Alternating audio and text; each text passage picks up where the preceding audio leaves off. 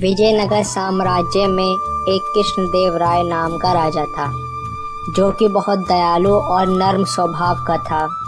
राजा अपनी प्रजा के साथ साथ अपनी रानियों का भी बहुत ख्याल रखता था। एक दिन राजा अपने महल के बगीचे में टहल रहा था।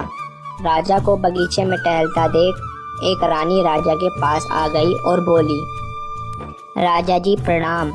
राजा, प्रणाम जी प्रणाम। रानी साहिबा प्रणाम। रानी, राजा जी आपने हमारे लिए कितना सुंदर बगीचा बनवाया है।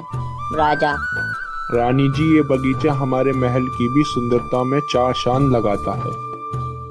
फिर राजा से रानी बोली, राजा जी आपको काफी दिन हो गए, आपको अपने साम्राज्य के बाजार में भ्रमण करना चाहिए। राजा ने सोचा और बोला, जरूर जरूर, हम कल ही जाएंगे भ्रमण के लिए। फिर राजा और रानी दोनों बगीचे में टहलने लगे। अगले दिन प्रातःकाल में राजा अपना भेष बदलकर बाजार में जांच करने के लिए चला गया। राजा बाजार में बहुत सी दुकानों पर गया, परंतु उसको किसी भी दुकान पर कोई गड़बड़ी नहीं दिखी। राजा ने बाजार में एक दुकान देखी जहां पर जानवरों की खाल टंगी थी।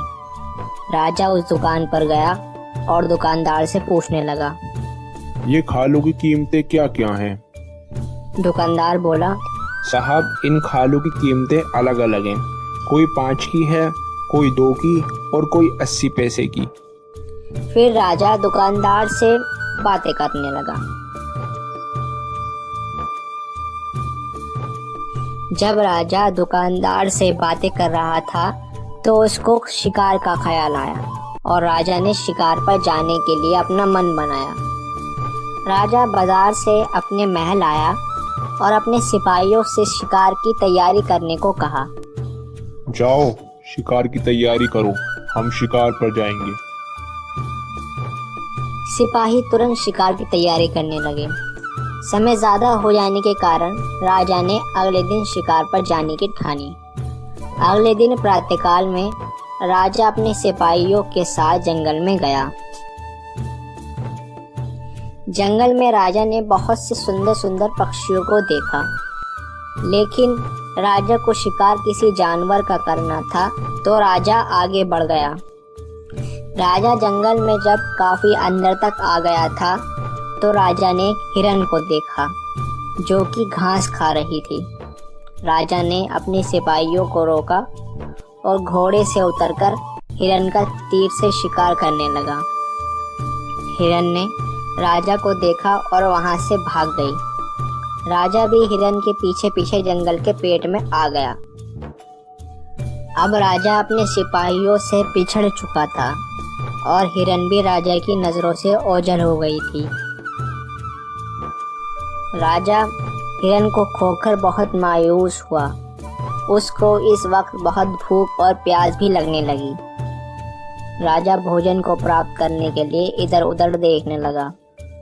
बहुत तलाश करने के बाद राजा को एक झोपड़ी दिखी।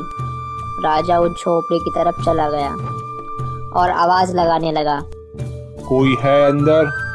कोई है अंदर? अंदर से एक बुढ़िया निकली और बोली, क्या चाहिए बेटा? मैं इस घर में अकेली रहती हूँ, क्या चाहिए तुमको?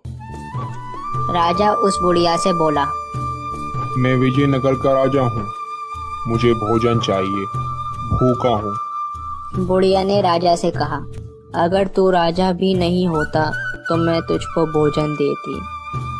बुढ़िया ने ये कहकर राजा को भोजन दिया। राजा ने भोजन करा। भोजन बहुत स्वादिष्ट था तो राजा भोजन खाकर खुश हो गया। राजा ने बुढ़िया से कहा, आप महल आइएगा, हम आपको इनाम देंगे। बुढ़िया राजा के बुलाने पर महल चली गई। जब बुढ़िया राजा के महल गई तो राजा ने उस बुढ़िया का बहुत धूमधाम के साथ स्वागत कराया और अपने दरबार में बुलाया। दरबार में राजा ने बुढ़िया को बहुत बड़ा इनाम दिया और अपने बैठी प्रजा से कहा, ये वही महिला हैं जिन्होंने जंगल में मुझे भोजन दिया और मेरी जान बचाई। अगर ये नहीं होती तो आज मैं तुम्हारे सामने नहीं होता। राजा ने उस बुढ़िया को इनाम दिया और बहुत सम्मानित किया।